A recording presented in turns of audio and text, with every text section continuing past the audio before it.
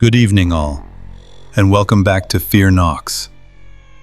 Far out in the Alaskan interior, cabins sit alone on frozen flats, their windows dark and quiet, except for the pressure cracks moving through the ice.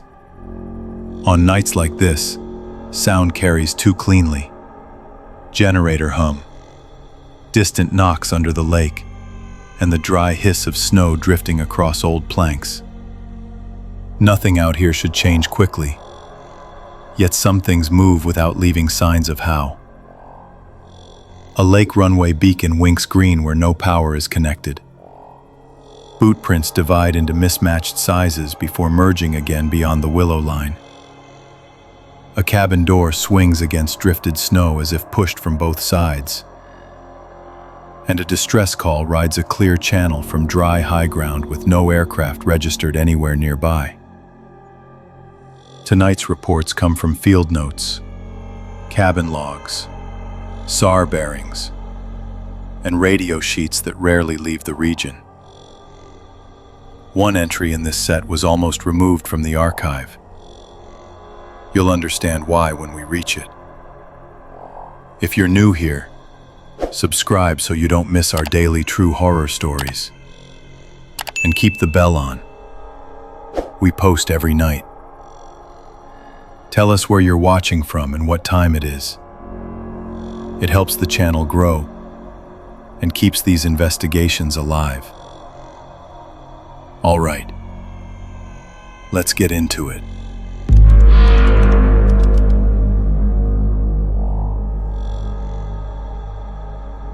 I was a bush pilot, flying supplies into remote Alaskan cabins. It was late winter, the polar night still holding much of the Yukon flats in its grip. That night, a green light appeared where no landing strip should have existed. My Cessna 185 was loaded with generator parts and a few weeks of dry goods. The air was still and cold, the kind of cold that makes metal brittle. I was heading for the Miller cabin, a trapline outpost about 100 miles north of Fairbanks. The Millers had reported a generator failure and needed the parts before their fuel lines froze solid. My flight plan was routine, a familiar route over frozen rivers and endless forest. I had flown this path countless times, navigating by GPS and the occasional ground beacon. The Miller cabin strip was a short, cleared area on the edge of a small, unnamed lake. It was marked by a pair of amber strobes, activated by radio click. This night, however, something was different. My altimeter showed me descending through about 1,000 feet when the green wink caught my eye. It was a steady, bright green, positioned directly on the frozen surface of the lake, well away from the known strip. My work demanded precision and an absolute adherence to protocol. Every flight was logged, every landing strip noted in detail. I carried a handheld GPS unit, a satellite phone, and a comprehensive set of paper charts. My aircraft was meticulously maintained, its skis ready for snow or ice landings. The Miller cabin strip was a simple affair, a cleared stretch of ice about 1,000 feet long and 100 feet wide. It was usually marked by small reflective stakes and the two amber strobes. I always confirmed the strobes were active before beginning my final approach. This particular trip was a priority run, the Millers relying on me for their winter survival.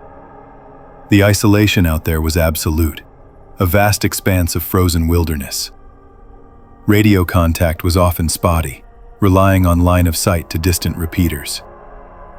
The hum of the engine was usually the only sound for hours. I trusted my instruments and my experience above all else. Any deviation from the expected was a red flag, something to be investigated with extreme caution. The green light on the lake was a significant deviation. I circled once, then a second time, trying to reconcile the green light with my charts. My GPS showed the Miller strip a little to the east, marked by its usual coordinates. The green light was about 3 miles west of that position, directly on the lake ice. It was a single, distinct point of light, not a series of markers. I tried to raise the Millers on the radio, calling out their cabin frequency. There was only static, then silence. I tried again, a few times, but received no response. The air temperature was well below freezing, the kind of cold that could cause equipment failures. I considered turning back, but the Millers were counting on those parts. Their situation was urgent. I decided to investigate the green light from the air. I made a wide, slow pass, descending to about 500 feet. The light remained steady, a clear green point against the black ice. It looked like a landing beacon, but it was in the wrong place. There was no indication of a cleared strip around it, just the vast, unbroken expanse of the frozen lake. I checked my fuel reserves. I had enough for a cautious approach and a potential go-around. I decided to make a low pass over the green light, just above the ice, to get a better look. I dropped my airspeed, extended my flaps, and began my descent. The engine hummed steadily, a reassuring sound in the quiet night. As I got closer, the light seemed to pulse faintly, almost imperceptibly. It was a small, self-contained unit, perhaps a foot tall, emitting the green light. There was no sign of a person, no snowmobile tracks, nothing to indicate human activity. The ice below looked dark and smooth, reflecting the faint starlight. I brought the skis down, just a few feet above the surface. The air was still, no wind to speak of. I could feel the cold radiating up from the ice. I decided to commit to a landing, but with extreme caution. I would touch down well short of the light, then taxi slowly towards it. This was an unusual situation, but not entirely unprecedented in the bush. Sometimes, trappers set up temporary strips. I touched down smoothly, the skis gliding over the black ice with a soft hiss. The aircraft slowed quickly. I kept the engine idling, the propeller turning slowly, creating a low whisper of sound. I taxied slowly, my landing lights cutting through the darkness.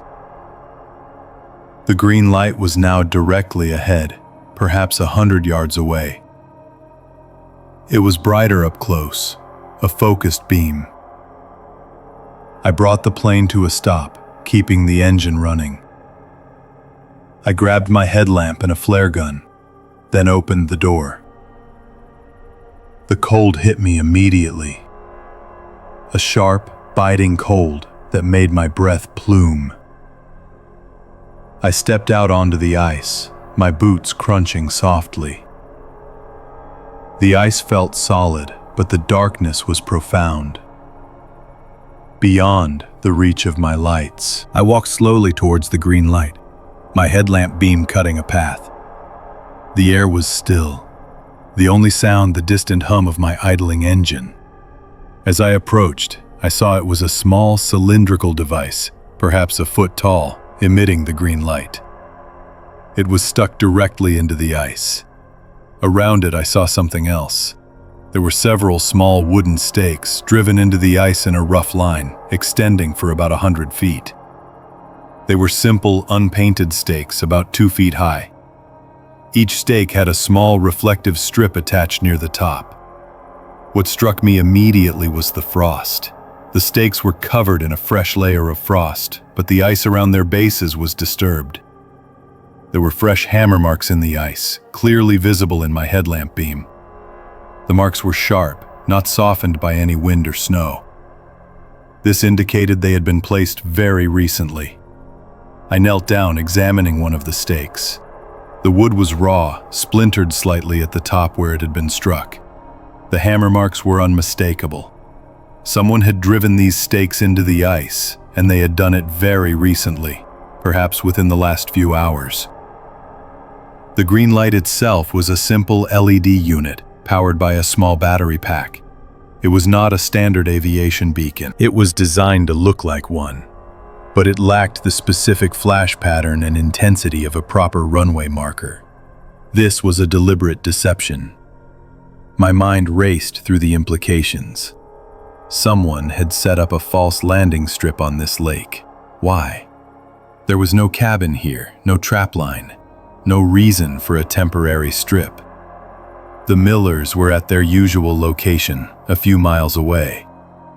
I looked around, scanning the darkness beyond the reach of my headlamp. The forest line was perhaps a quarter-mile away, a dark, impenetrable wall. There was no sign of a snowmobile, no tracks in the pristine ice.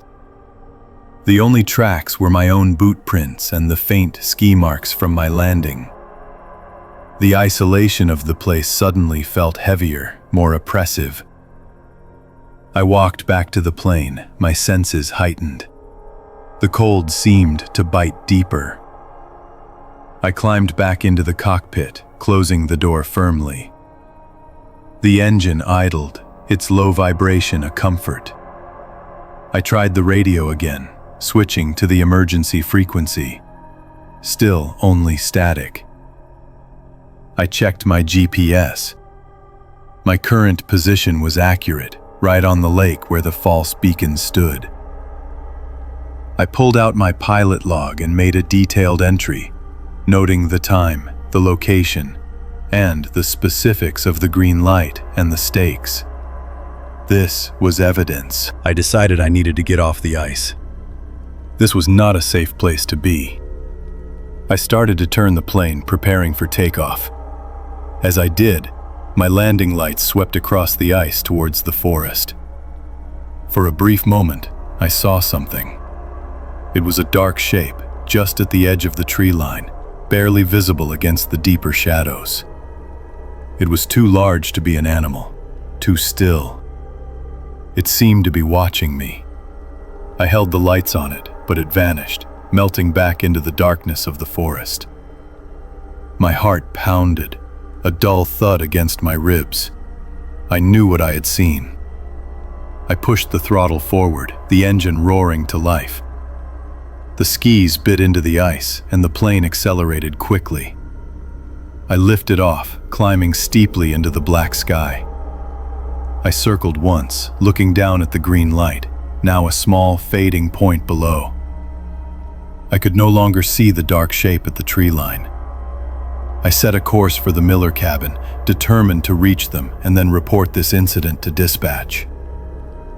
The thought of those fresh hammer marks, the deliberate deception, and the silent watcher in the forest sent a shiver through me that had nothing to do with the cold.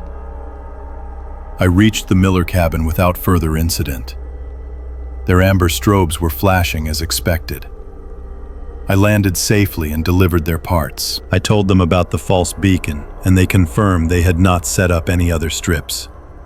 They were as disturbed as I was.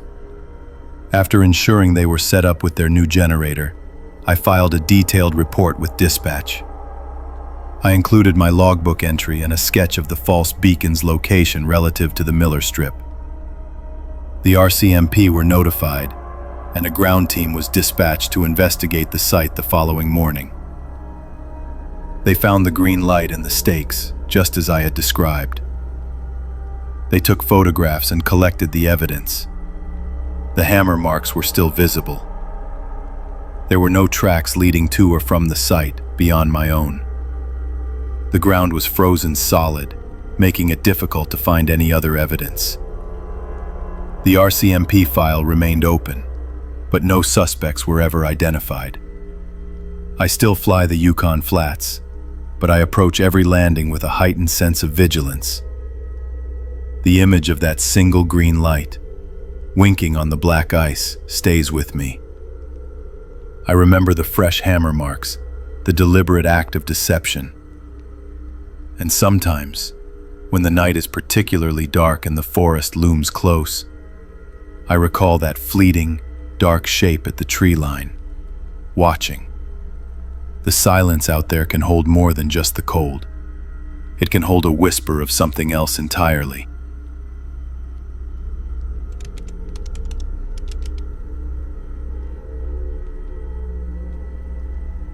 I was checking my trap lines, a routine I had followed for many years. It was deep into the polar night, the air sharp with frost, the cabin lights a distant glow. That evening, the generator hum seemed to carry an unusual cadence. The sound was not immediately alarming, just subtly off. My cabin sits in the Yukon Flats, a place defined by its isolation and the vast, silent forest. Power comes from a diesel generator housed in a small shed about 50 yards from the main structure. I rely on it for everything, especially during the long, dark winter months. The hum is a constant, reassuring presence, a sign that the lights will stay on and the stove will keep running.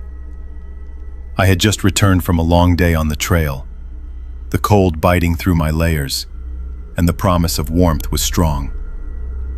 As I approached the cabin, I noticed the lights inside were fluctuating slightly, a subtle dimming and brightening that was not typical. It was barely perceptible, but enough to catch my attention. The generator's usual drone had a new, almost rhythmic quality to it, a faint pulsing beneath the steady thrum. My life out here is built on routine and self-reliance. Every piece of equipment is meticulously maintained, every fuel drum accounted for. The generator shed is a small, insulated building designed to keep the engine running even in extreme cold. Inside, the air always smells of diesel and warm metal. I keep a logbook detailing fuel consumption, oil changes, and run times. This procedural approach ensures survival in a place where help is many hours away, often unreachable. I had installed a new voltmeter on the main panel just a few months prior, a digital model that was usually rock steady.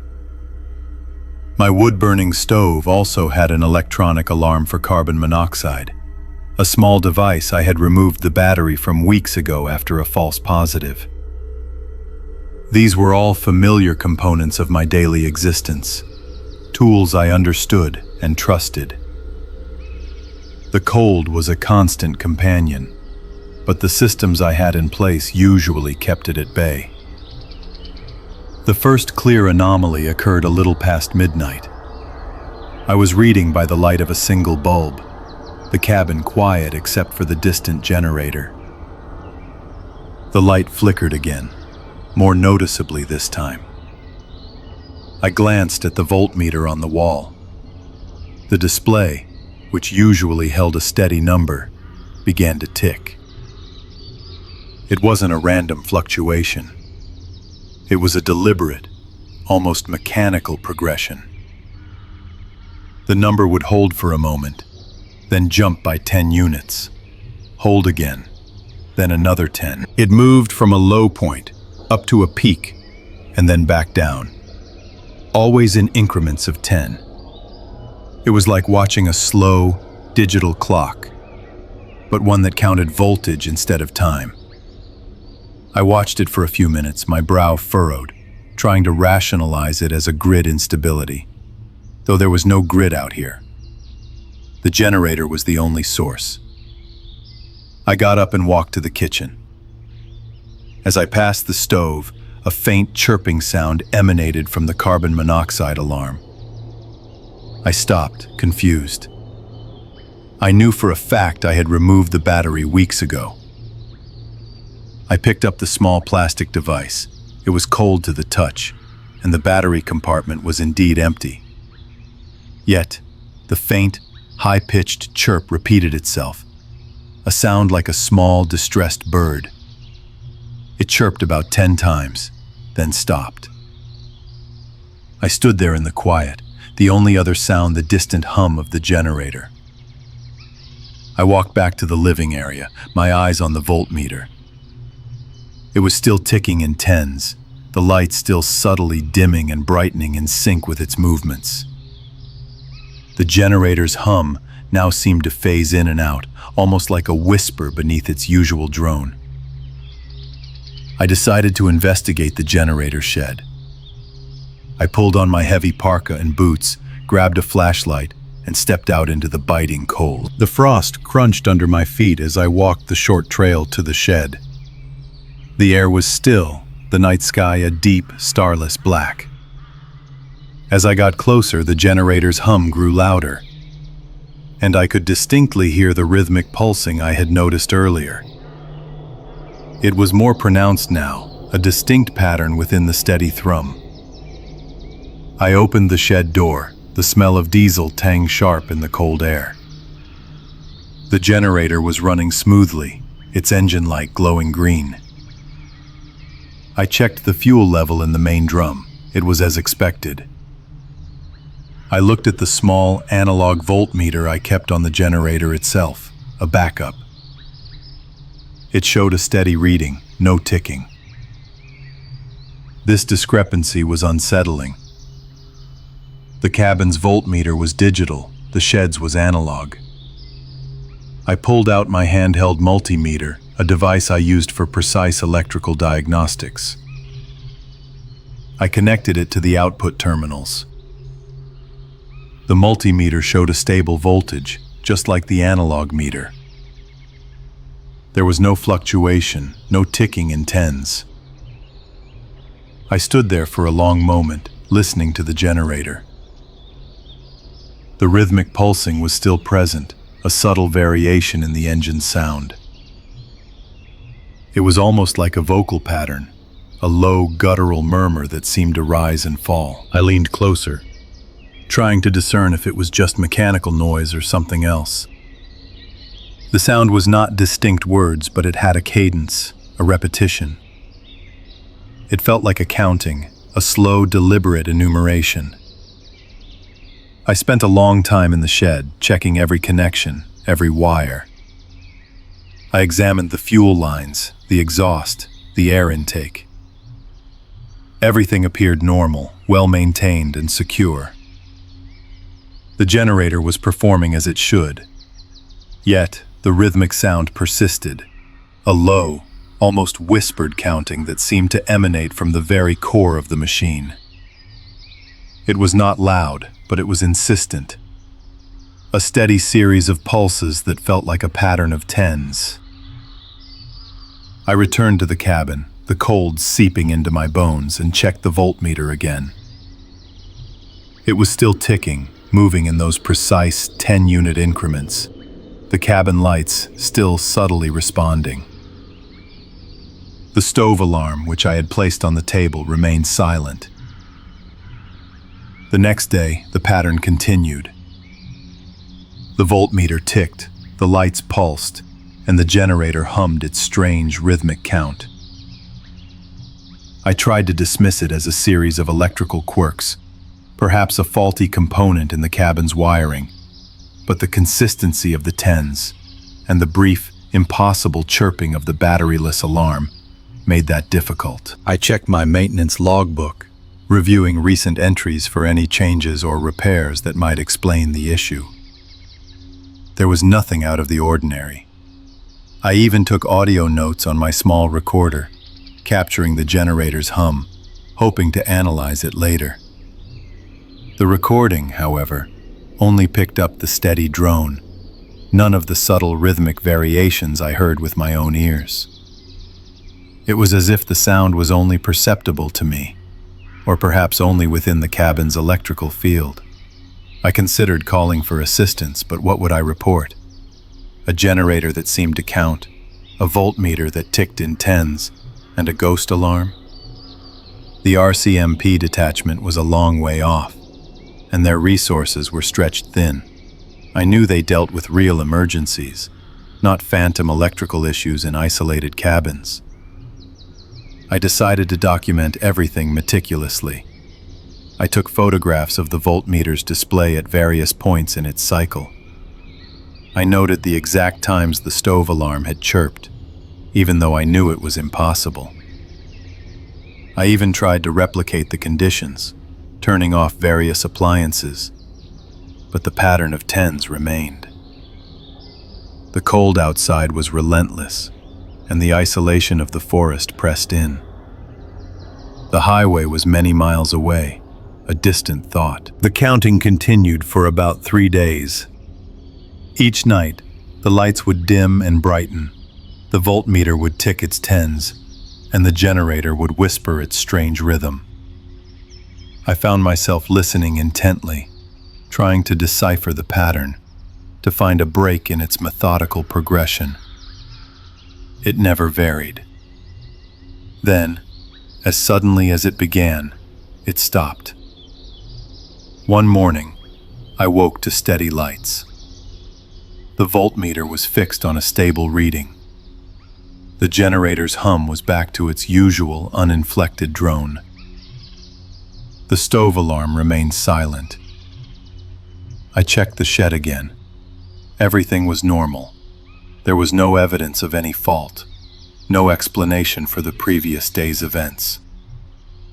The fuel drums were as they should be, the engine running perfectly. I filed a detailed report with my notes and photographs, sending it to a contact in the Regional Power Authority, more out of a need to document than any expectation of an answer. They reviewed it, then closed the file, citing no discernible cause. They suggested it might have been a localized static discharge event or a unique harmonic resonance, but offered no concrete explanation. I still live in the cabin, and the generator continues to provide power without incident. The cold remains. The forest is still silent, and the isolation is as profound as ever. Sometimes, late at night, when the wind howls and the cabin creaks, I think I can still hear it. A faint, rhythmic pulse beneath the steady hum. A whisper of numbers in the deep polar night.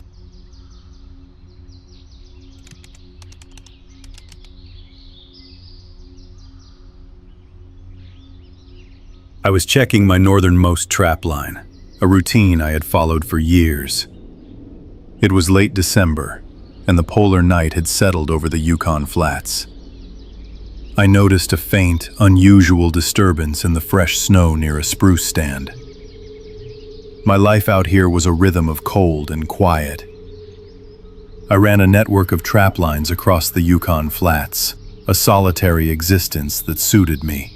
Each day involved navigating miles of frozen terrain, checking sets, and maintaining the small cabins scattered along my routes. The air was consistently below freezing, often dropping to extreme lows, making every task a deliberate effort. My snowshoes were an extension of my feet, their straps creaking softly with each step. I carried a pack with emergency gear, a rifle, and a GPS unit to track my precise movements. The generator shed at my main cabin provided a hum of electricity, a small comfort against the vast isolation. I kept a detailed logbook of my daily activities, weather conditions, and any unusual observations. This procedural approach was essential for survival in such a remote environment. The nearest highway was many hours away by snowmobile, and the forest stretched unbroken for hundreds of miles. I had been out for several hours, moving steadily toward the confluence of two small creeks. The light was dim, a perpetual twilight under a low, heavy sky. My headlamp cut a focused beam through the gloom, illuminating the trail ahead. I had crossed this particular snow bridge over the creek countless times. It was a reliable crossing, usually marked by my own snowshoe prints from previous passes. This time, however, something was different. My existing tracks, clear and distinct, approached the snow bridge. But then, just before the point where the creek ice was thinnest, they seemed to diverge. It was subtle at first, a slight widening of the path. I stopped, adjusting my headlamp beam to sweep the area. My own prints, easily identifiable by the specific pattern of my snowshoes, continued forward. Yet, alongside them, 2 other sets of prints had appeared. These new tracks were also from snowshoes, but they were distinctly different. One set was noticeably smaller than mine, while the other was significantly larger. They ran parallel to my own, maintaining a consistent distance from each other. The snow was fresh, a light dusting from the previous night, meaning these tracks were recent. I knelt, examining the impressions closely. The smaller prints had a finer weave pattern, and the larger ones showed a much coarser, wider mesh. There was no sign of a struggle, no drag marks. Just 3 distinct sets of snowshoe tracks moving in unison. The water beneath the snow bridge gave off a faint, muffled hush, a sound I knew well. It was the sound of open water moving slowly under the ice, a constant reminder of the hidden currents below. The air was still, barely above freezing, and a thin fog had begun to settle in the lower areas of the creek bed. I stood up slowly, scanning the surrounding area. The forest was silent, save for the occasional hiss of wind through the willow branches lining the creek. There were no other tracks leading into or away from this point. It was as if these 2 additional individuals had simply materialized on the trail. I pulled out my GPS unit, marking the exact spot. I also took several photographs with my camera, capturing the 3 sets of prints side by side. My mind worked through the possibilities. Another trapper? Unlikely, as this was my exclusive territory, and I knew everyone who worked these lines. Hunters? Too late in the season, and they rarely used snowshoes of such varied sizes. I followed the tracks forward, my own unease growing with each step. The 3 sets of prints continued across the snow bridge, then around a gentle bend in the creek where a thick stand of willows grew. The tracks maintained their parallel formation for about a quarter mile. I noted the absence of any overflow, which would have melted or obscured the prints. The snow was undisturbed, preserving every detail. As I rounded the willow bend, the tracks ahead converged. The smaller and larger snowshoe prints gradually angled inward, eventually merging back into a single set of tracks identical to my own. It was a seamless transition. There was no point where the 2 extra sets simply ended. They simply became one, the pattern of my own snowshoes. I stopped again, my breath fogging in the cold air. I took more photographs, documenting the merge point. I then backtracked, carefully examining the snow for any anomaly, any sign of a person stepping out of snowshoes or changing them. There was nothing. The snow was pristine, showing only the continuous, evolving pattern of the prints. I pulled out a roll of flagging tape from my pack. I tied bright orange strips to willow branches at the divergence point and again at the merge point. This was a procedural step, a way to mark the anomaly for later investigation. My radio was silent, only static on the emergency channel. I considered calling dispatch, but what would I report? My snowshoe tracks split into 3 and then merged back together? It sounded absurd. Yet, the evidence was right there in the snow. I decided to follow the now single set of tracks for another mile, just to be sure. They continued onward, clearly my own, heading deeper into the forest. There were no further irregularities. The cold began to feel sharper, and the isolation pressed in. I made the decision to turn back. The thought of continuing on a trail that had inexplicably multiplied and then resolved itself was unsettling. I returned to my main cabin well after nightfall. The hum of the generator was a welcome sound, I immediately downloaded the GPS data and photographs to my laptop. I reviewed the images repeatedly, zooming in on the details of the prints. The evidence was clear and undeniable. I wrote a detailed report in my logbook, describing the incident with as much factual precision as possible. I included the GPS coordinates and referenced the photographs. I spent the next few days rechecking my other trap lines, but found nothing similar. The incident remained an isolated event. I did not report it to the authorities. What could they do? There was no crime, no missing person, just an inexplicable set of tracks in the snow. The file remained open in my mind, a quiet puzzle. I still run those trap lines. I still cross that snow bridge. Every time I do, I look for those split prints. The memory of them is a cold whisper in the back of my mind, a reminder of something I cannot explain.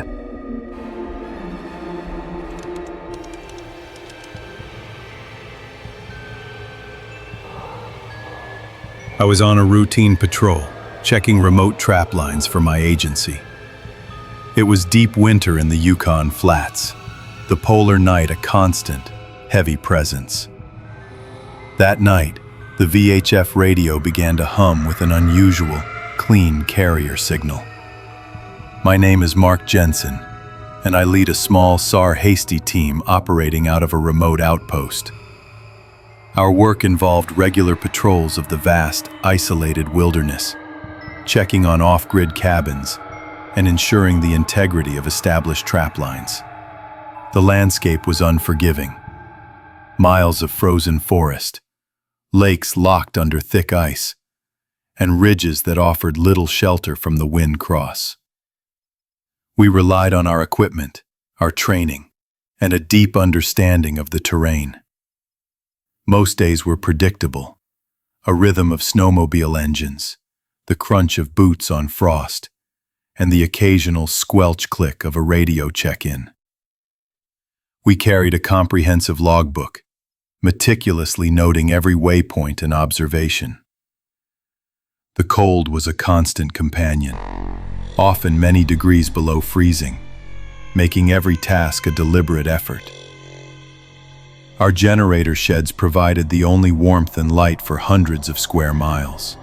This particular night, the air felt sharper than usual. A deep, pervasive cold that seemed to sink into the very bones. We were about a day's travel from the nearest highway, deep in the isolation of the northern forest. The first anomaly registered as a faint, steady hum on channel 16, our emergency frequency.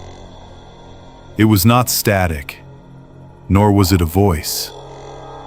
It was a pure, unwavering carrier wave, strong and clear, as if a transmitter was keyed open nearby. My partner, Dave, and I were making our way towards a junction of two major trap lines, a place marked by a small, weathered cabin. The snowmobile headlights cut narrow tunnels through the profound darkness. We had been out for several days, checking on a series of remote cabins after a recent heavy snowfall. The radio sheet for the area showed no active transmissions, and certainly no open carriers. I tried hailing the source, keying my mic several times, but received no response. Just that clean, silent hum. It was unusual, but not immediately alarming. Sometimes equipment malfunctioned, or a distant signal could skip across the ice-covered landscape. We logged the incident, noting the time and the frequency, and continued our patrol. The hum persisted for about an hour, then abruptly ceased, leaving only the familiar hiss of the open channel. We reached the cabin a little past midnight, the cold biting at any exposed skin. The cabin was dark, its generator shed silent. We checked the fuel levels and the battery bank, finding everything in order. The silence inside was absolute, broken only by the creak of the frozen timbers. After a quick meal, we settled in for a few hours of rest. I kept the VHF radio on, monitoring channel 16, but the hum did not return. The next morning, or what passed for morning in the perpetual night, we prepared to continue our route along the ridge. The sky was a deep, star-dusted black, with no hint of dawn. We checked our GPS units, confirming our position against the waypoint log. That's when I noticed it. My handheld GPS, a robust unit designed for extreme conditions, displayed a solar angle that was impossible. It indicated the sun was directly overhead, at its zenith, a clear noon position. This was at about 3 in the morning, deep in the polar night. I checked Dave's unit. It showed the same impossible reading. We exchanged a glance, a silent question passing between us. Our compasses, however, still pointed north, seemingly unaffected. The discrepancy was unsettling. We tried resetting the GPS units, cycling the power, but the noon angle persisted. It was as if the device was receiving accurate satellite data for position, but interpreting the time or the solar position from that data incorrectly, or perhaps receiving conflicting information. The air outside the cabin was still, the frost thick on the window panes.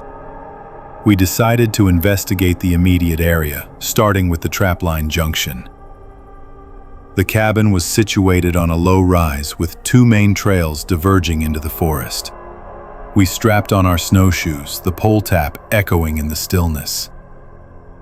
The snow was deep, undisturbed save for our own tracks from the previous night. As we followed the northern trail, which led deeper into the wilderness, we noticed something else. The trail markers, small, reflective metal plates nailed to trees at regular intervals, were off. They were designed to face the direction of travel, guiding trappers through the dense forest. But here, several markers were twisted, angled 90 degrees from their correct orientation. It was not a subtle shift. They were clearly pointing into the deep woods, away from the established path. We stopped, examining the first one closely. The tree bark around the nail was undisturbed, no signs of recent tampering or animal activity. It was as if the marker itself had simply rotated in place. We took photographs, meticulously documenting each one. The cold air felt heavy, pressing in on us. We continued for about a mile, finding more twisted markers, all pointing in the same wrong direction. The GPS unit still insisted it was noon, despite the absolute darkness. The compasses remained steady, but the visual evidence of the markers was undeniable. We tried to reconcile the conflicting information. The GPS was a precision instrument, but the physical markers were right there, undeniably altered. We checked our own tracks from the previous night. They were clear, leading directly to the cabin. Nothing had disturbed them. It was as if the markers had twisted overnight, after we had passed. The silence of the forest seemed to deepen. No wind cross, no animal sounds. We felt a growing sense of unease, a quiet dread that settled deep in our chests. This was beyond a simple equipment malfunction. This was a physical alteration of the landscape, combined with a profound temporal disorientation from our instruments. We decided to turn back, to report this to dispatch. The thought of continuing deeper into the forest, guided by markers that lied and instruments that gave impossible readings, was too much. The journey back to the outpost was quiet. We maintained radio silence, only checking in with dispatch once we were within reliable range. The clean carrier signal did not return. The GPS units eventually corrected themselves, showing the proper time and solar angle as we approached the main highway. We filed a detailed report, including the photographs of the twisted markers and the log entries of the radio hum in the GPS anomaly. The agency sent out a follow-up team to the trapline junction. They confirmed the twisted markers, noting the lack of any discernible cause for their reorientation. The cabin was re-inspected, but nothing further was found. The incident was logged as an unexplained environmental anomaly, a strange confluence of equipment malfunction and physical disorientation. The file remains open, but without further evidence, it sits dormant. The experience left a lasting impression on both Dave and me. The vastness of the northern wilderness always held its mysteries, but this felt different. A deliberate, quiet twisting of reality. I still think about that clean carrier signal sometimes, a pure, voiceless hum in the deep night. I wonder what it was, and what it was trying to tell us, or perhaps what it was trying to hide. The image of those twisted trail markers, pointing into the featureless forest, remains vivid in my mind.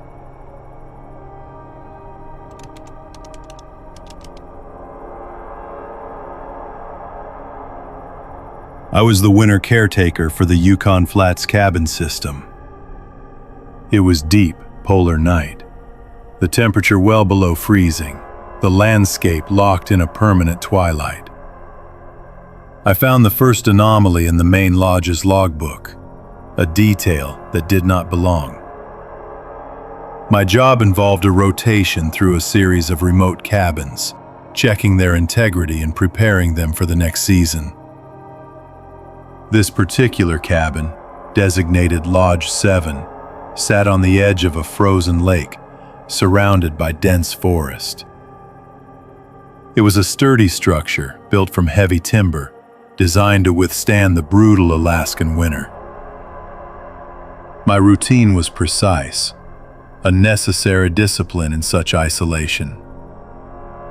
I would arrive, clear the snow, start the generator, and then begin my inspection.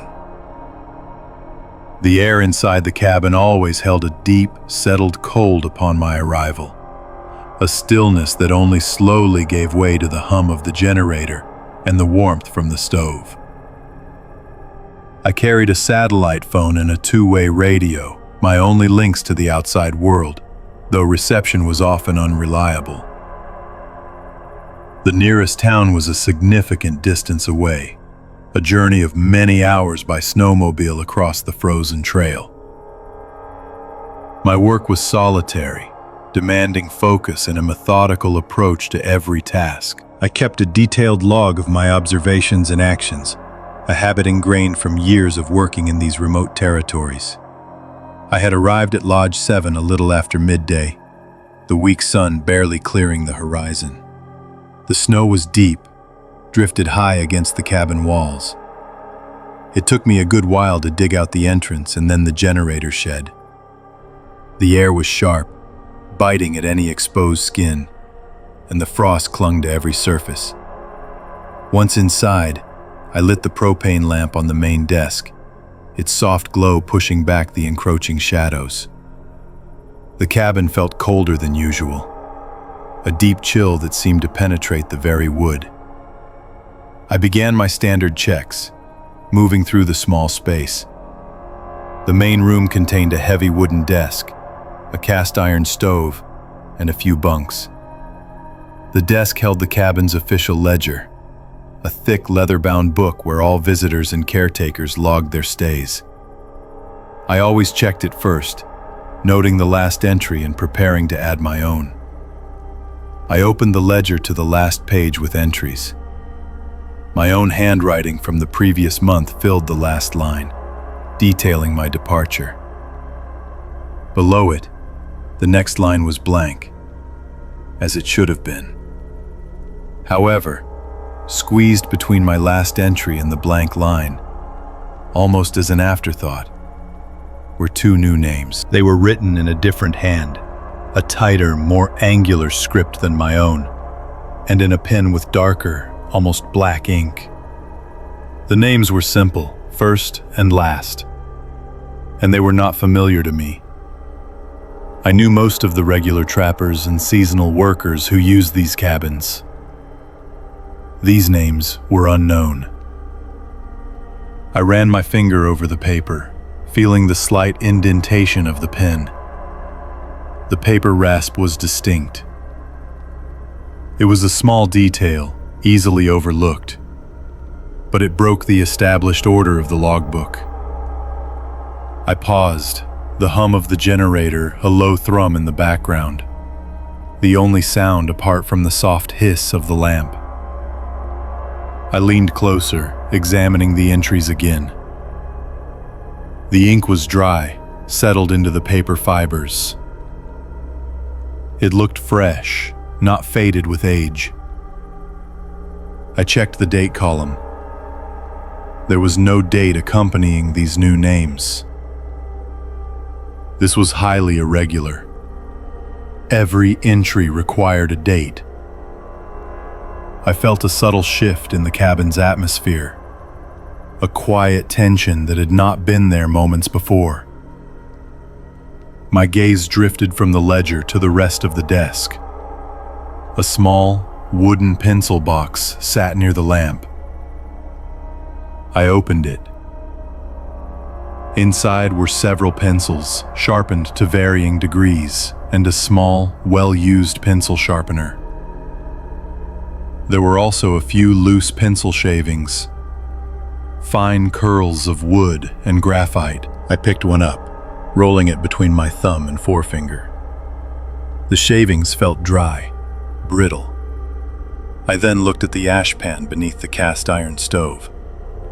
It was partially pulled out, not fully seated. This was also unusual. I always made sure it was pushed in completely before leaving. I knelt down, pulling the ash pan out further. The fine gray ash inside was disturbed. There were distinct sift marks, as if something had been carefully sorted through. A small, dark object, perhaps a button or a piece of metal, might have been searched for. The ash felt gritty beneath my gloved fingers. I ran my hand over the surface, confirming the pattern. It was not random. Someone had been sifting through the ash. My eyes scanned the area around the stove. The metal ash bucket, which should have been sitting beside the stove, was missing. It was a heavy, galvanized steel bucket, used for collecting the stove's refuse. It was not in its usual place. I checked the small storage closet nearby, then the lean-to at the back of the cabin. The bucket was nowhere to be found. The absence of the bucket, combined with the sifted ash and the ledger entries, created a growing sense of unease. The cold outside seemed to press in more heavily.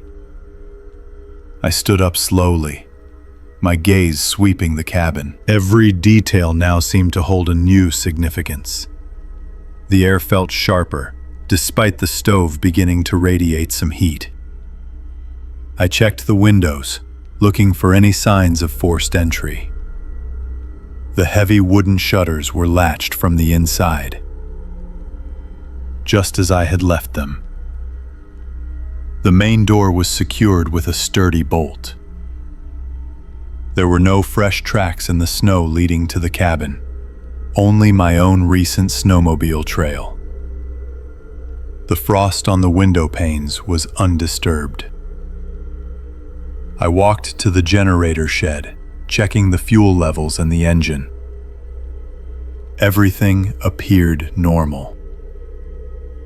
The hum of the generator was steady. I returned to the cabin, my mind working through the implications.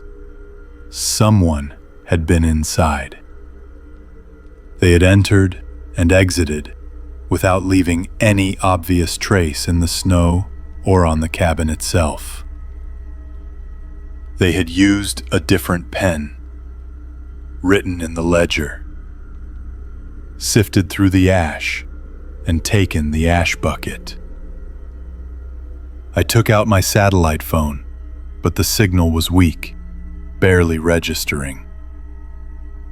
I tried the two-way radio. After a few attempts, I managed to reach dispatch. My voice was calm, procedural, as I reported the anomalies. I explained the ledger entries, the sifted ash, and the missing bucket. The dispatcher, a man named Mark, listened without interruption. He understood the implications of such an incident in this remote region. He advised me to secure the cabin, document everything, and await further instructions. He would contact the RCMP. I took a series of photographs with my small digital camera, capturing the ledger page, the sifted ash, and the empty space where the bucket should have been. The camera flash briefly illuminated the cabin, stark against the deep night outside. I then made my own entry in the logbook, detailing my findings and the time of my report. The wait was long.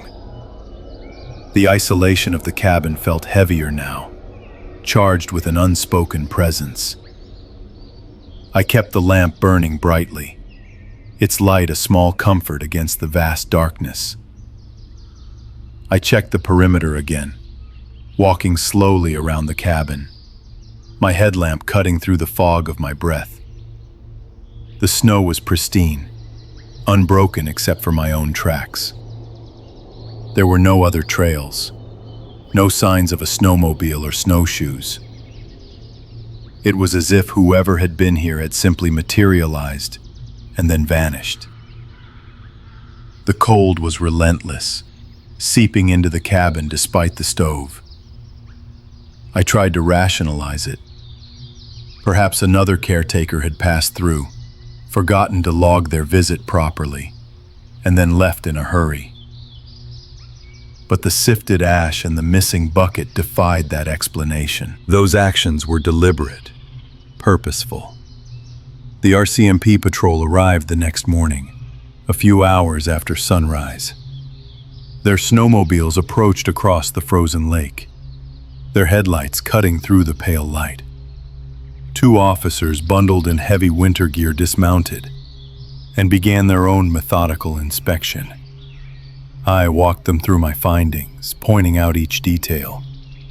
They examined the ledger, the ash pan, and the empty space. They took their own photographs and measurements.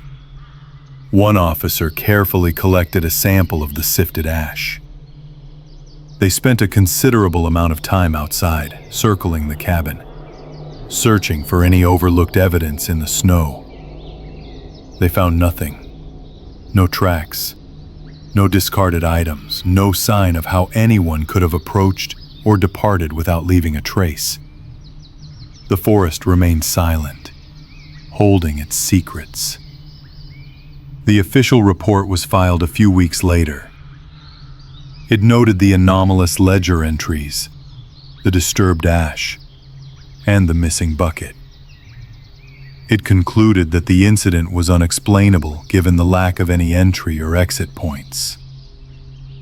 The names in the ledger were checked against various databases, but yielded no matches to known individuals in the region. The case was marked as an open file, with no further leads. I continued my duties as caretaker, but the incident at Lodge 7 changed something in me. The quiet dread of that night lingered. I still worked the Yukon Flats, maintaining the cabins. The memory of those names, squeezed between the lines in that dark ink, still settles over me sometimes. It is a cold whisper from the deep winter, a reminder of what can happen when the wilderness decides to keep its own counsel.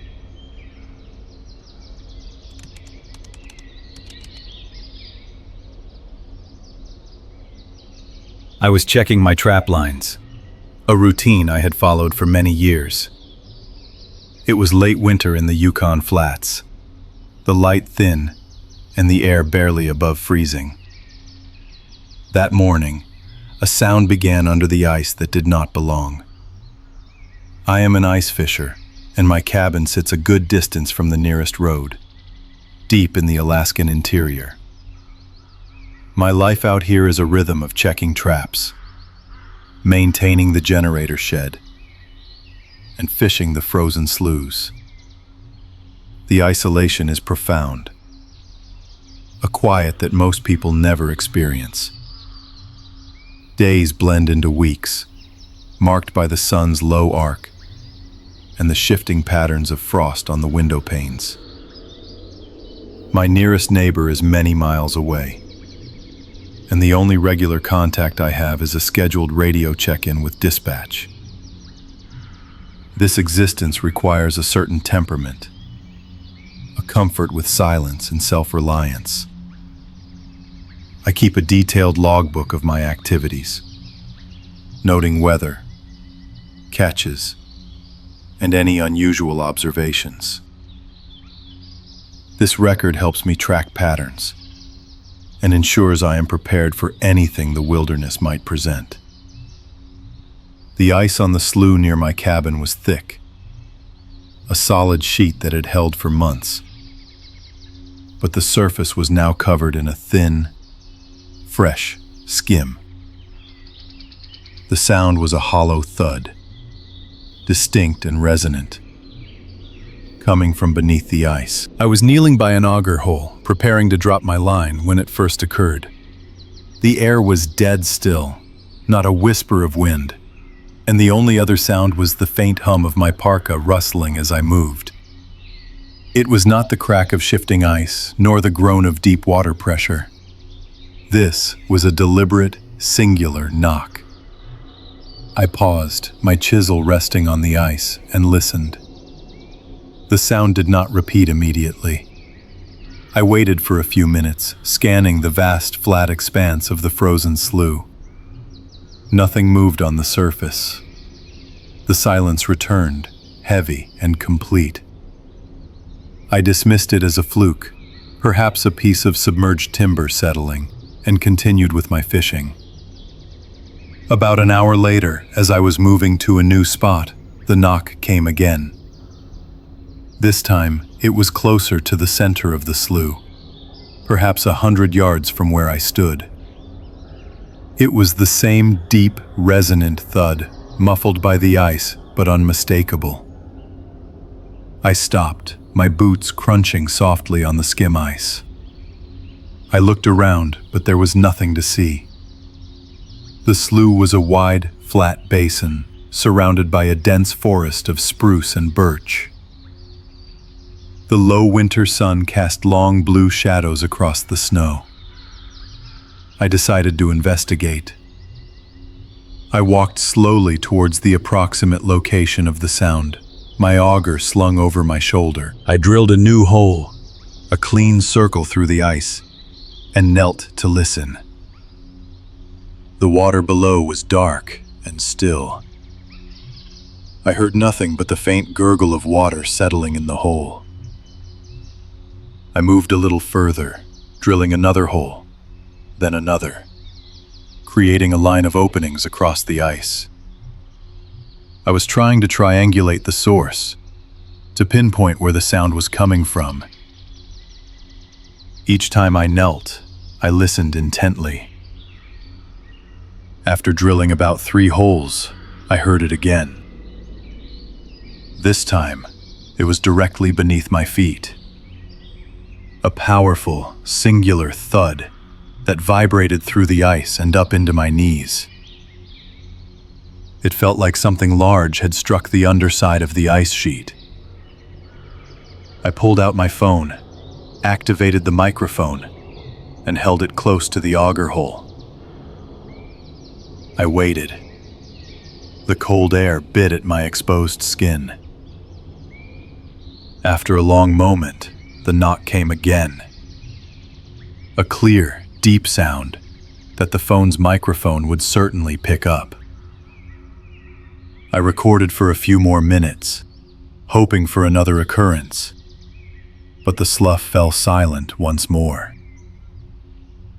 I marked the location of the knock in my logbook, noting the time and the conditions. The air remained perfectly still, the temperature holding steady. I spent the rest of the afternoon fishing, but my attention was divided. Every subtle creak of the ice, every distant rustle in the forest made me pause and listen. The knock did not return that day.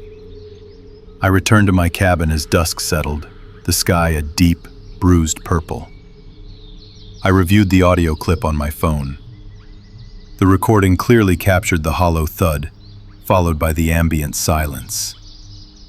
It was unsettling to hear it again, removed from the immediate context of the frozen slough.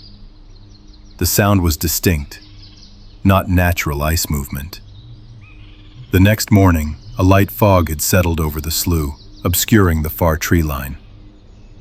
I decided to return to the ice, taking my auger and chisel. I wanted to check the old holes I had drilled the previous day. As I approached the first hole, I heard it. The knock. It came from directly beneath that specific auger hole, a familiar, resonant thud. I froze, my breath pluming in the cold air. The sound was not random. It was targeting the openings I had made. I moved to the next old hole, about 50 yards away. As I neared it, the knock sounded again, precisely from that location. It was as if something was moving beneath the ice, following my path, using the holes as points of contact. I felt a cold dread begin to spread through me. This was not an animal. No creature I knew of could move so silently under the ice, or produce such a deliberate, singular sound. I continued my circuit, approaching each of the old holes. Each time, as I got within a certain range, the knock would sound from directly below it. It was a methodical progression, a circling presence. The air remained still, the fog muffling all other sounds. The isolation of the slough felt heavier, more oppressive. I started to feel observed, a sensation that prickled at the back of my neck. I began to move faster, checking the remaining holes, confirming the pattern. The knocks were always there, waiting for me. I decided to try something different. I walked a wide circle around the perimeter of the slough, staying well away from the old holes. I wanted to see if the presence would follow, or if it was confined to the immediate vicinity of my previous activity. I walked for about an hour, the crunch of my boots the only sound. When I returned to the area of the old holes, the knocking began again, starting from the first hole I had approached earlier. It was as if it had waited for me to complete my circuit. The methodical nature of it was what truly unnerved me. It was not random. It was a response. I made a final pass, confirming the pattern, then headed back to my cabin. I packed my essential gear, leaving most of my supplies behind. The generator hummed steadily in its shed, a small comfort against the growing unease. I made a quick radio call to dispatch, reporting an unusual incident on the slough, though I kept the details vague. I simply stated that I was leaving my cabin for a few days due to an unforeseen circumstance. I did not mention the knocks. I knew how such a report would be received. I took a few photographs of the auger holes, just in case, though I doubted they would serve as evidence of anything. I loaded my snowmobile and started the engine. The sound of the machine was a welcome roar after the silence of the slough. I drove out, following the familiar trail that led to the highway, leaving the cabin and the frozen slough behind. I filed a formal report with the RCMP when I reached the nearest outpost, detailing the events as factually as possible. I included the audio clip from my phone and the logbook entries. The officers listened patiently, their expressions unreadable. They noted my long history in the region, my reputation for level-headedness. The file was opened, but there was little they could do. No physical evidence existed beyond my testimony and the sound recording. They suggested environmental factors, perhaps a unique ice phenomenon, but offered no concrete explanation. I did not return to the cabin that season. The thought of the slough and what might be moving beneath its surface kept me away. The cabin remains untouched, waiting for my return. I still keep the audio clip on my phone. Sometimes, late at night, when the wind is still and the house is quiet, I play it. I hear the hollow thud, clear and distinct, and I remember the cold stillness of the slough.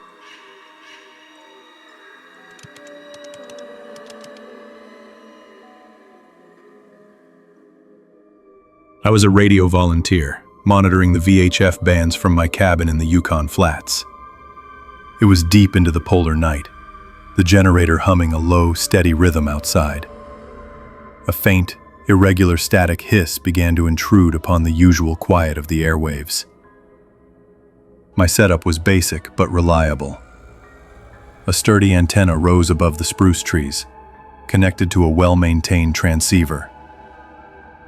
I spent most evenings listening, a service to the scattered trappers and prospectors who relied on the network for contact. The cold outside was absolute, a constant pressure against the cabin walls. Inside, the wood stove ticked softly, radiating a dry heat that kept the frost from the windows. My logbook lay open on the table, a pencil ready beside it. This particular night, the air felt sharper than usual, even for midwinter. The static was not the usual background noise. It carried an underlying pattern, a faint, rhythmic pulse. I leaned closer to the receiver, adjusting the squelch control. The hum of the radio was a familiar comfort, but this new sound was an unwelcome addition. It was a signal, weak and distant, but undeniably present. My routine was a precise sequence of checks and observations. Each evening, I would power up the radio, confirm the local repeater was clear, and then scan the common frequencies. The vastness of the Yukon Flats meant long distances between contacts, and the radio was often the only link to the outside world. I kept detailed notes in my logbook, recording call signs, times, and any messages passed. The cabin itself was a small, functional space, designed for efficiency against the elements. A single kerosene lamp cast a warm, steady glow across the rough-hewn table. Outside, the snow lay deep, reflecting the faint starlight in a muted, silver sheen. The generator shed, a small structure just beyond the cabin, vibrated with the steady thrum of the diesel engine. It was a sound I had grown accustomed to, a constant companion in the profound isolation. My work was largely uneventful, a quiet vigil over the airwaves, ensuring that if someone needed help, they would find a voice on the other end. The rhythmic static persisted, growing slightly stronger. I recognized the pattern of a distress beacon, but it was not a standard signal. It was a series of 3 letters, repeated slowly, then a pause, then repeated again.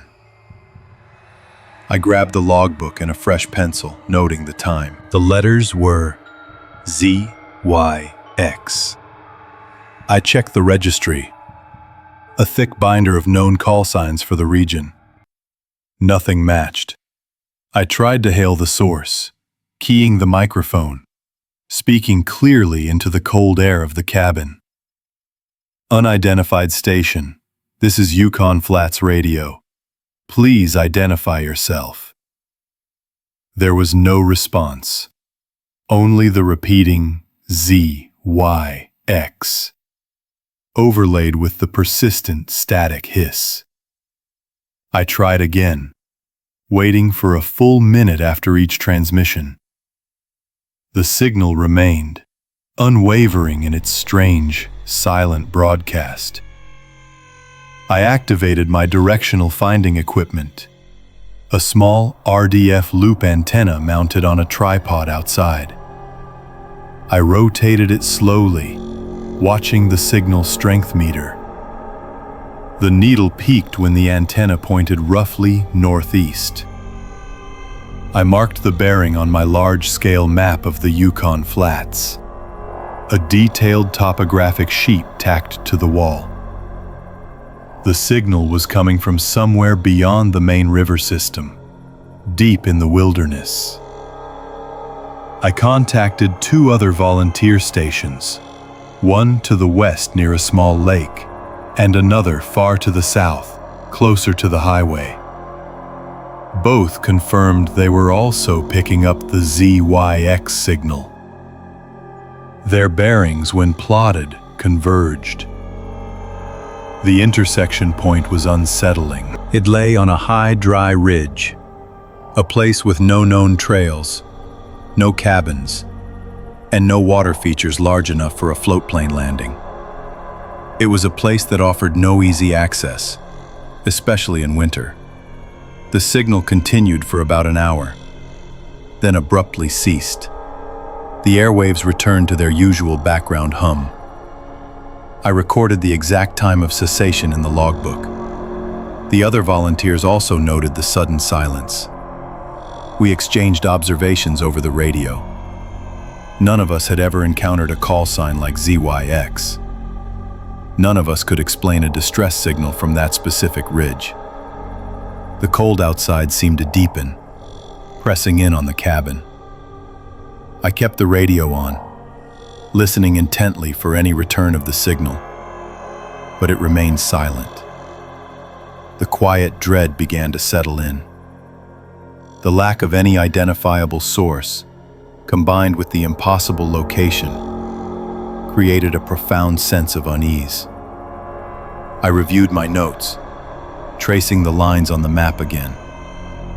The convergence point was clear, stark against the white of the paper. The next morning, I filed a report with the authorities. I included the logbook entries, the triangulated bearings, and the unusual call sign. The RCMP detachment in the nearest town acknowledged the report. They had no record of ZYX either. The weather was severe, with heavy fog rolling in, followed by a fresh layer of frost. Air reconnaissance was impossible for several days. When a small bush plane was finally able to fly over the area, it found nothing. No wreckage, no signs of a camp, no tracks in the pristine snow. The ridge was barren, just as the map indicated. The pilot reported only an unbroken expanse of white, punctuated by the dark silhouettes of spruce trees.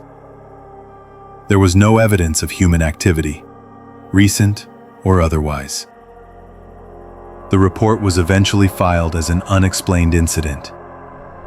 The file remained open, but without further information, there was little more to do. I continued my radio watch, but the incident had changed something.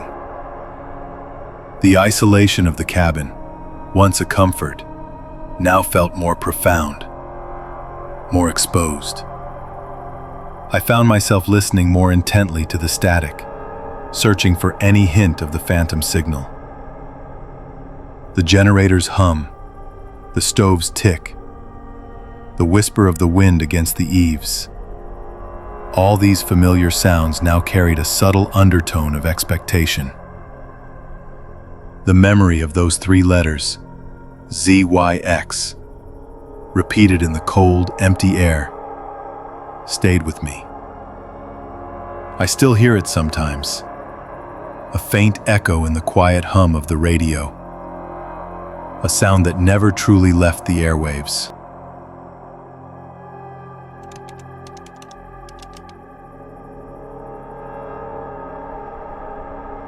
I was the caretaker for a series of remote cabins scattered across the Yukon Flats.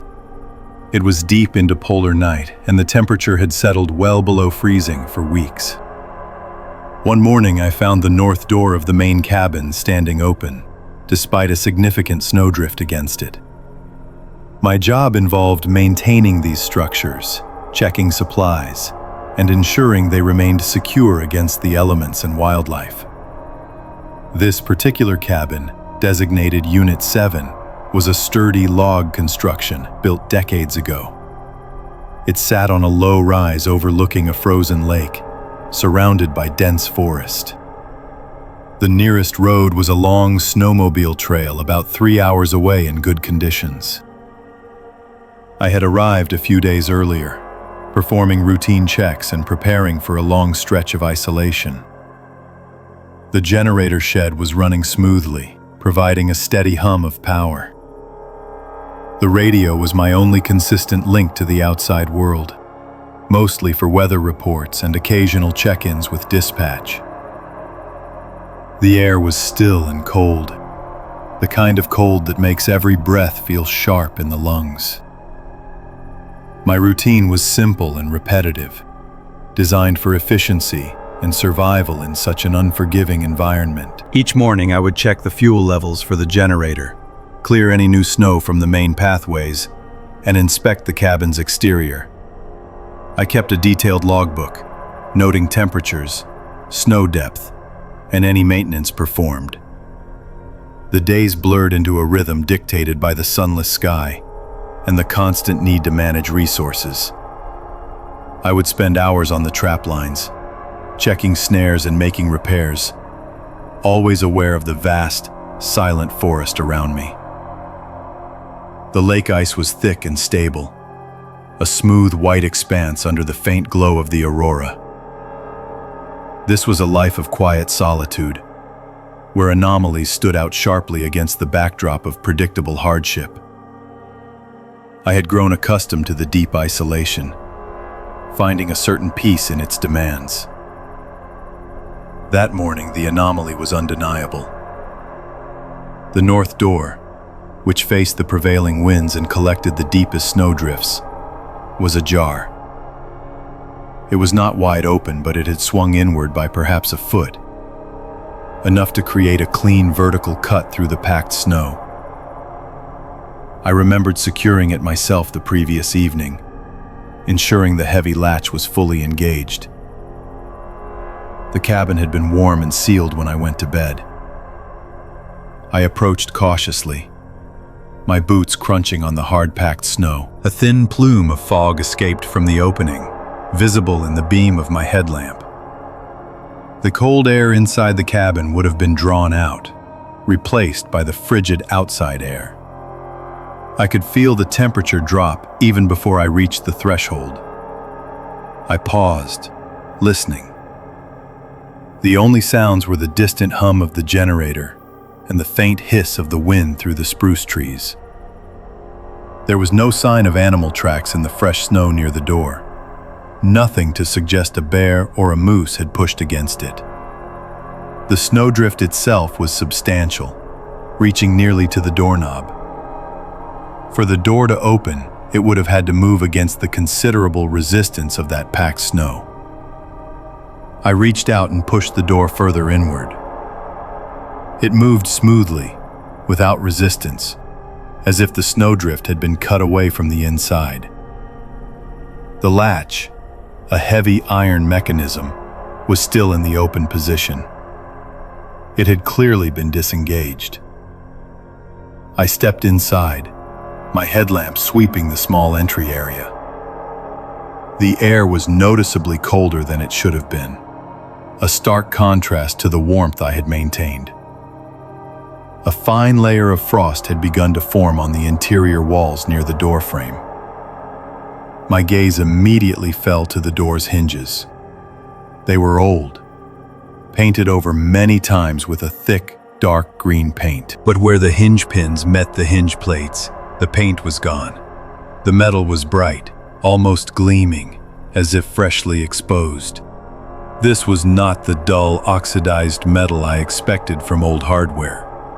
It looked like the pins had been removed and then reinserted, scraping away the paint in the process. The grain of the wood around the hinge screws also showed faint marks, consistent with a tool being used to pry or adjust. I closed the door, testing the latch. It clicked firmly into place. I then tried to push the door open from the inside without disengaging the latch. It held fast. The only way it could have opened was if the latch had been deliberately lifted. I examined the snowdrift again. The cut was too clean, too precise, to have been caused by a sudden gust of wind or an animal.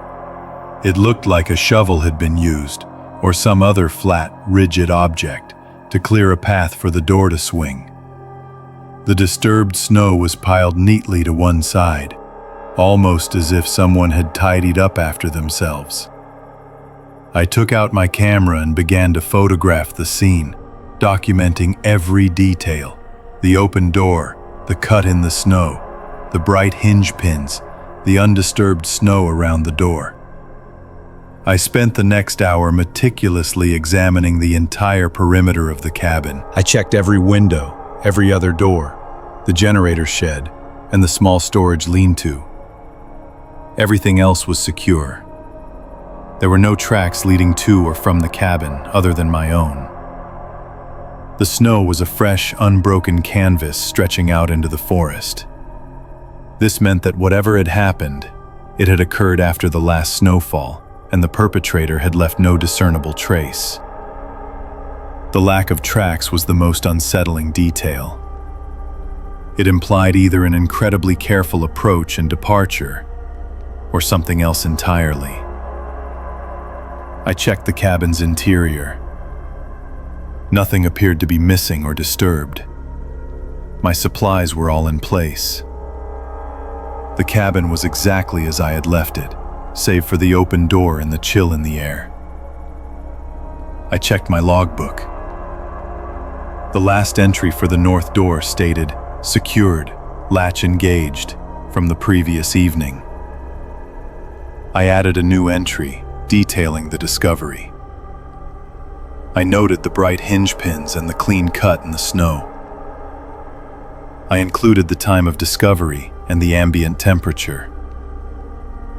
I then used my shovel to clear the remaining snowdrift from the door, making sure to preserve the evidence of the cut. The snow was heavy and dense, reinforcing my conviction that the door could not have simply blown open. It required significant force, or a deliberate clearing of the drift. I considered calling dispatch immediately, but without any clear evidence of a break-in or theft, I hesitated. My report would sound like a ghost story. I decided to monitor the situation closely. I resecured the north door, double-checking the latch. I then placed a small, almost invisible tripwire made of fishing line across the threshold, just inside the door. If it opened again, I would know.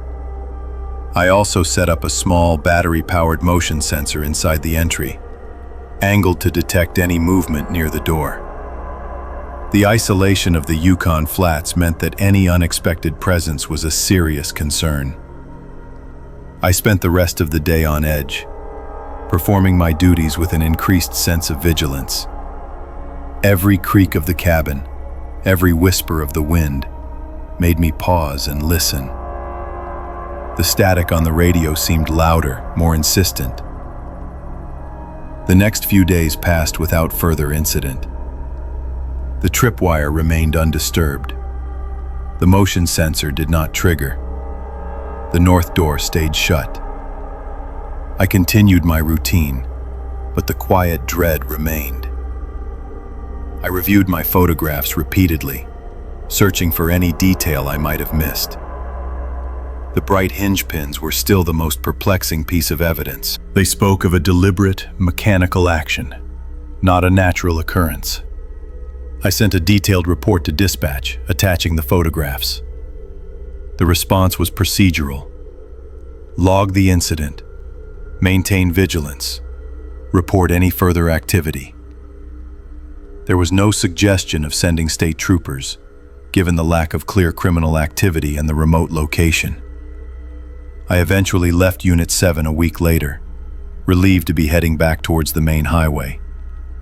The incident remained an open file in my logbook. I still think about those bright hinge pins sometimes, gleaming against the old, dark paint. I still hear the faint hiss of the snow as the door swung inward, cutting a path through the drift. The memory of that perfectly clean cut in the snow, and the absolute silence that followed, stays with me.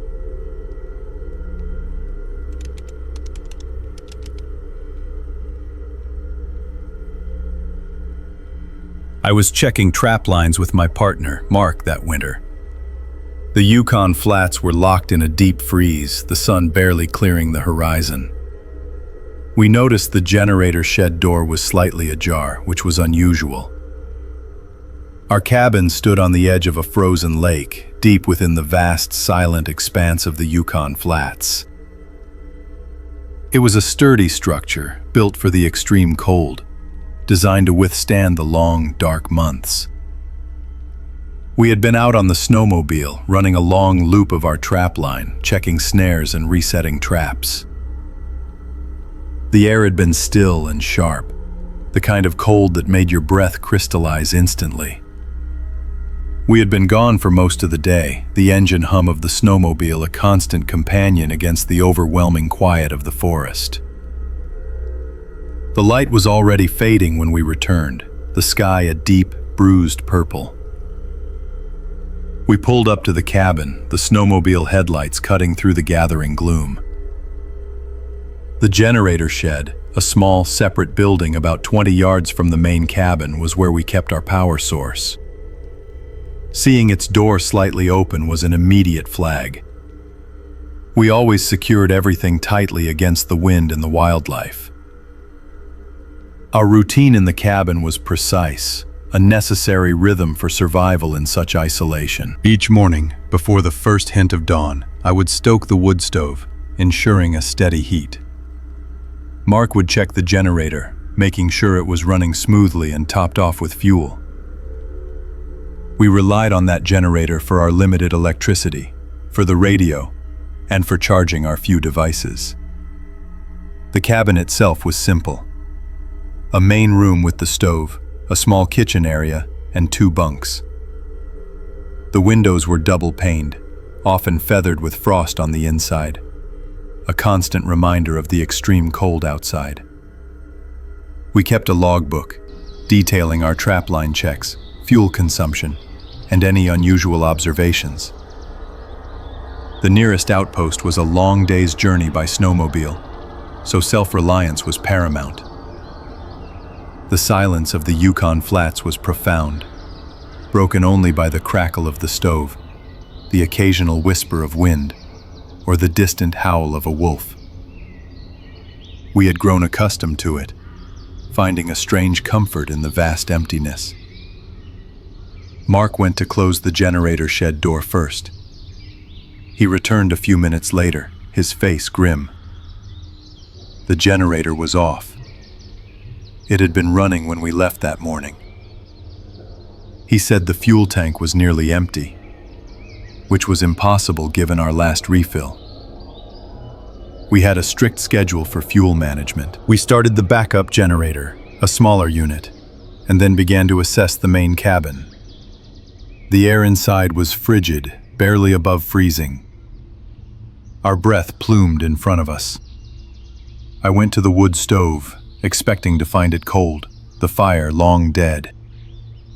It was then that I noticed the anomaly. The stovepipe, where it rose through the ceiling, appeared to shimmer faintly in the dim light. I reached out a gloved hand, expecting to feel the biting cold of an unlit stove. Instead, a distinct warmth radiated from the metal. It was not scalding, but it was undeniably warm, far warmer than the ambient air. I removed my glove and touched the pipe directly. It felt hot, almost too hot to hold my bare hand against for more than a few seconds. This was impossible. The firebox was cold to the touch. I opened the stove door. There were only ashes, long dead and gray. No embers, no residual heat. I checked the damper, which was closed. A hot stovepipe with no fire in the stove made no sense. Mark came over, his brow furrowed. He felt the pipe, then the stove. He confirmed my observation. The pipe was warm. The stove was cold. We both stood there for a moment, the only sound the quiet hum of the backup generator from outside. I retrieved our infrared thermometer from the gear bag. It was a tool we used for checking engine temperatures and for assessing heat loss from the cabin walls. I pointed it at the stovepipe. The digital display immediately showed a reading of well over 100 degrees Fahrenheit. I scanned the stove itself, and the reading dropped to barely above freezing. The floor around the stove was also cold. I aimed the thermometer at the wall behind the stove, then at the window. All readings were consistent with the frigid interior of the cabin. Only the stovepipe registered any significant heat. We tried to rationalize it. Perhaps some residual heat from a very slow burn, but the ashes were completely cold. Maybe a draft creating a strange thermal effect, but the pipe was uniformly warm. We checked the roof vent, but it was clear. There was no smoke, no smell of burning wood. I even lit a match and held it near the pipe. The flame burned steadily, undisturbed by any unusual air currents. The sulfur smell of the match briefly cut through the cold, stale air. We spent a long time examining the stove and the pipe, looking for any explanation. We checked the integrity of the pipe, looking for cracks or blockages. Everything appeared normal. The pipe was hot, the stove was cold, and the room remained cold enough for our breath to smoke inward by the window frost. The frost patterns on the glass were thick and intricate, a testament to the deep cold that permeated the cabin. The contrast between the thermometer reading on the pipe and the visible cold of the room was unsettling. It was a contradiction that defied logic and our understanding of how heat worked. The next few days were spent in a state of quiet unease. We kept the main generator running, ensuring a constant supply of power. We started a fire in the stove, and it burned normally, heating the cabin as it should. But even with a roaring fire, the stovepipe never registered a temperature as high as the phantom heat we had observed. We continued to monitor it with the IR thermometer, taking readings at regular intervals. The anomaly never reappeared.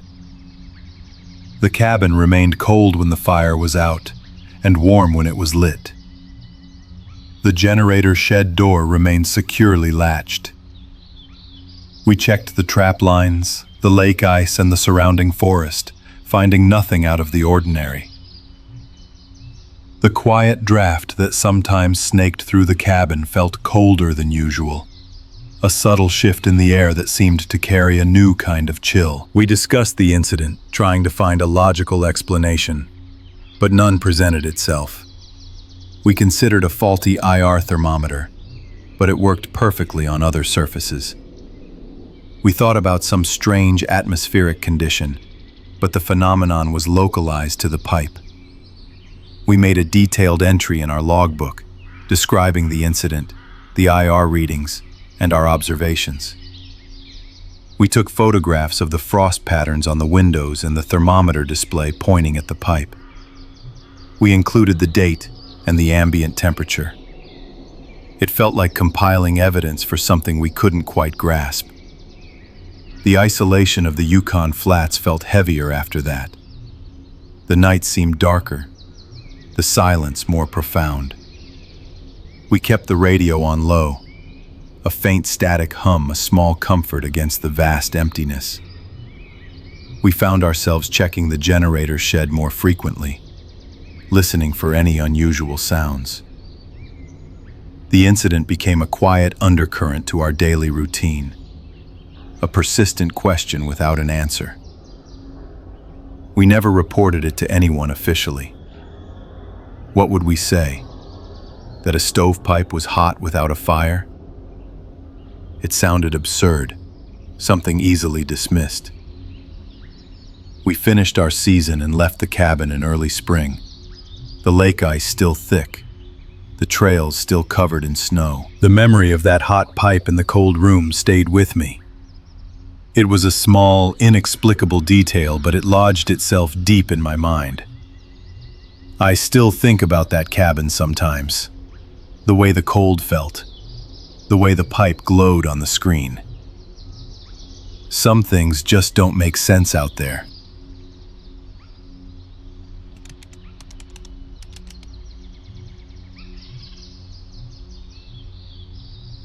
I was operating as a search and rescue spotter, covering the vast Yukon Flats territory.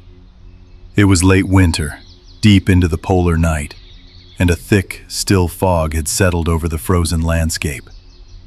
My routine patrol of the traplines was interrupted by an unexpected light source. The light appeared as a distinct, unwavering blue column, cutting through the dense fog. It stood perfectly vertical, a solid, static presence against the muted gray. My headlamp beam, usually a sharp tunnel in the darkness, seemed to dissipate into the surrounding vapor, making the blue light even more pronounced. I was on a snowmobile, moving slowly across a frozen slough, checking the integrity of the ice near a series of remote cabins. The engine's low hum was the only sound, quickly absorbed by the heavy air. I stopped the machine, letting the silence settle around me. The blue column was perhaps a mile or so ahead, impossible to miss. It did not flicker or waver, unlike any natural phenomenon or man-made signal I had ever encountered in this isolated region. My initial thought was a downed aircraft, perhaps a flare, but the light's form was too precise, too constant.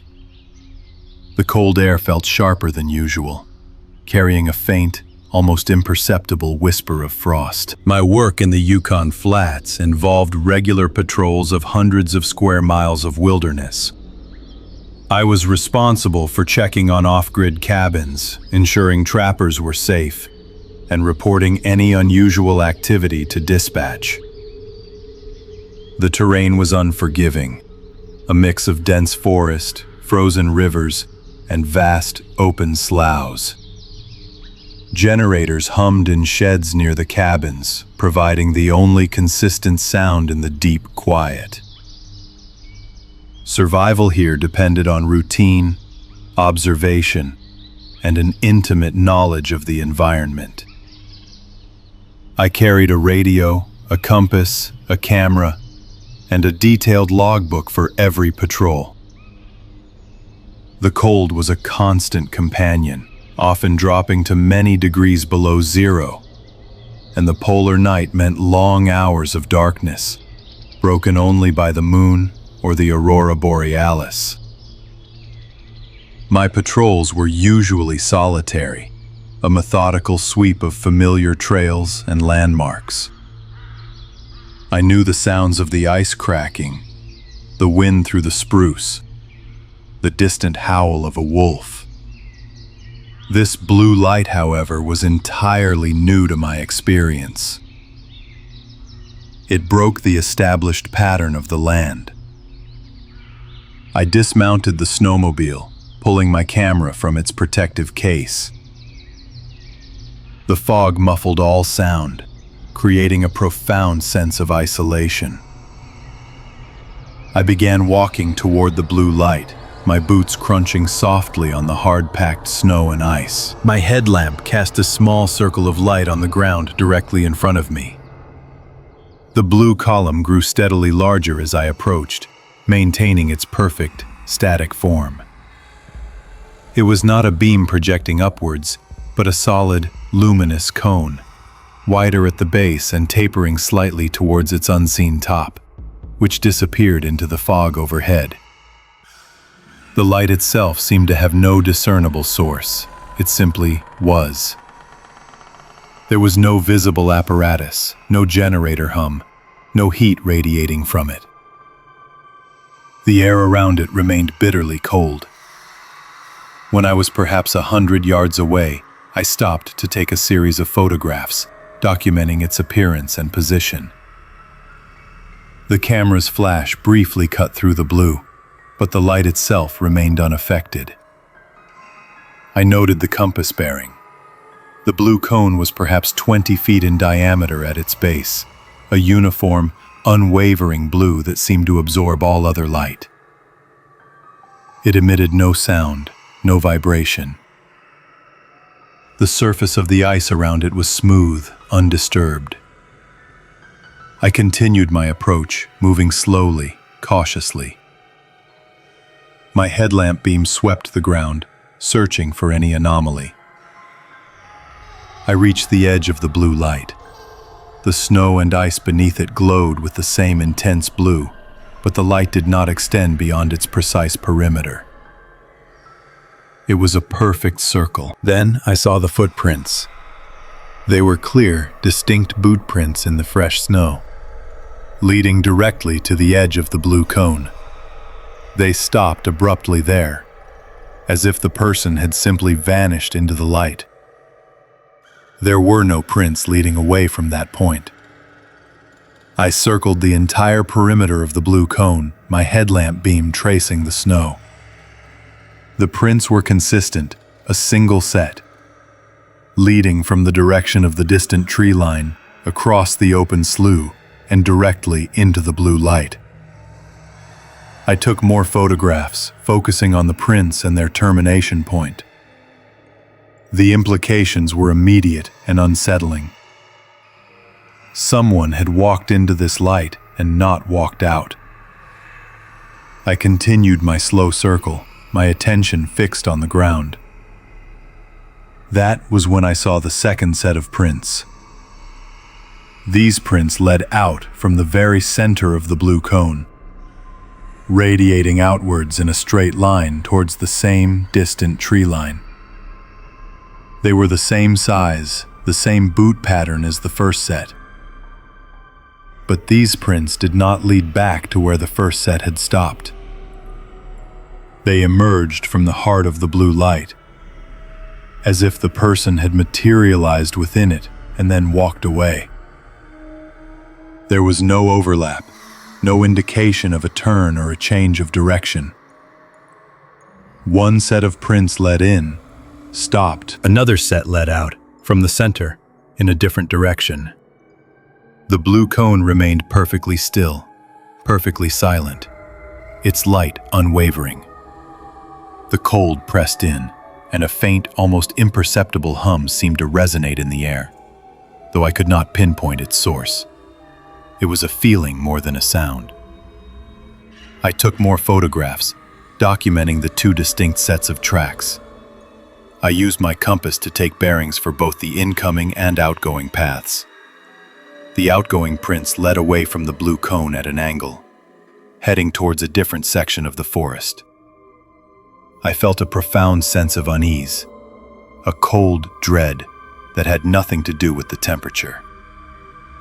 This was not a natural occurrence. It defied explanation. I considered following the outgoing prints, but the thought of stepping into the path of whatever had emerged from that light gave me pause. The isolation of the slough, the thick fog, and the silent, static blue cone created an oppressive atmosphere. I felt exposed, vulnerable. My training emphasized documentation and reporting. I knew I needed to relay this information to dispatch immediately. I backed away slowly, keeping the blue cone in my sight, my headlamp sweeping the ground around me. I reached my snowmobile, started the engine, and turned it around. The blue light remained visible behind me, a constant, unnatural presence in the fog. I radioed dispatch, my voice sounding unnaturally calm as I described the static blue light and the anomalous footprints. They instructed me to return to the nearest cabin, secure my evidence, and await further instructions. I drove away, glancing back repeatedly. The blue cone remained, a silent sentinel in the vast, empty landscape. The hum I had felt earlier seemed to linger, a low-frequency vibration in the back of my mind. I reached the nearest cabin, secured my snowmobile, and uploaded the photographs to my laptop. I meticulously transcribed my notes into the logbook, detailing the compass bearings, the exact location, and the precise nature of the footprints. The RCMP were notified. An investigation team arrived the following morning, but the fog had lifted and the blue cone was gone. There was no trace of it, no scorch marks on the ice, no residual glow. The footprints, however, remained. They were photographed and cast. The official report noted an unexplained light phenomenon and anomalous tracks. The case was eventually filed as an unsolved missing person, though no body was ever found, and the identity of the person whose prints led into and out of the light was never determined. My photographs and notes became part of the official evidence file.